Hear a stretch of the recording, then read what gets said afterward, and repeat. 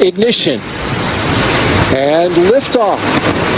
Liftoff of Falcon Heavy with Europa Clipper, unveiling the mysteries of an enormous ocean lurking beneath the icy crust of Jupiter's moon, Europa.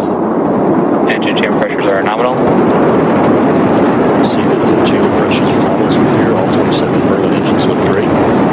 Rocket beginning to roll. Putting down 5.1 million pounds of thrust.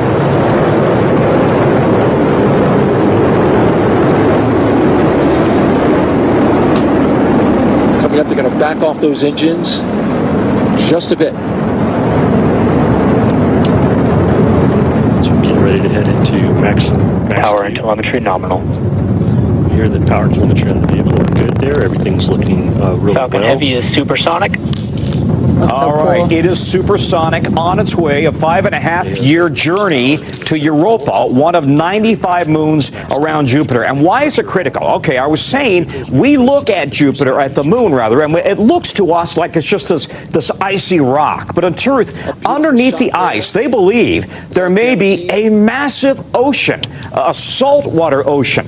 And that is critical because that would suggest that there may be the building blocks of life. And that's what this mission is searching for. Not life, but does it have the building blocks of life? For example, does it have the water, the salt water, which would be critical, as well as is there any significant sign at all that there may be the chemicals needed rather to create the ingredients for life? Everywhere on Earth where there is water, there is life.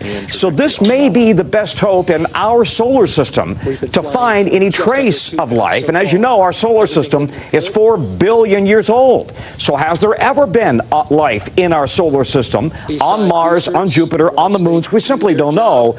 But this mission now, by the way, the biggest spacecraft ever launched on a planetary mission, when they actually fold out the solar arrays, it's bigger than a basketball court. Wow. It is a huge spacecraft, and it's on its way right now on this critical mission. One other big challenge that they have, and you know, the NASA engineers are absolutely the best. The radiation belt around Jupiter is something like 20,000 times more significant or more severe than radiation on Earth. So they needed to find a way to protect the electronics in the Europa Clipper, and they've done that by creating a special vault, if you will, lined with titanium to be able to shield the electronics from that radiation as it makes 49 flybys of the Jupiter moon, Europa. This is absolutely stunning. It's breathtaking. You've gotten to see some of these launches in person. I got to see one once in Florida years ago, Tom, and as we're looking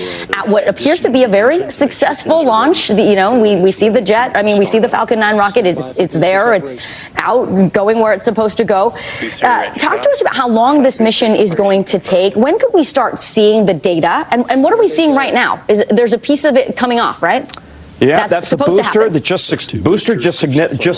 successfully Thank you for their separated, I should say, from the spaceship itself. So now the ship will continue on its way. Again, it's going to use Mars as a catapult. So it's going to do if you will, kind of a flyby around Mars using that gravitational pull as a slingshot to then go on to Jupiter. And this is really NASA at its finest. Absolutely. Galileo, by the way, discovered Europa, this moon, back in 1610.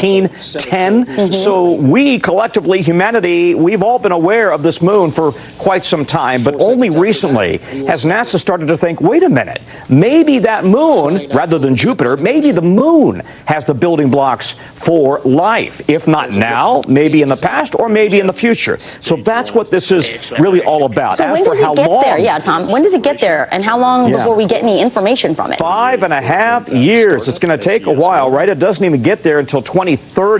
And so it's going to take then a while to do these orbits around Europa, sending back whatever data and imagery it can. 9 various science experiments are on board the spaceship. So again, arriving in 2030 and then making the first of 49 flybys of Europa in the spring of 2031. So stay tuned. There's going to be a lot of exciting science, maybe the most exciting science discoveries from our solar system ever, if in fact it suggests that there are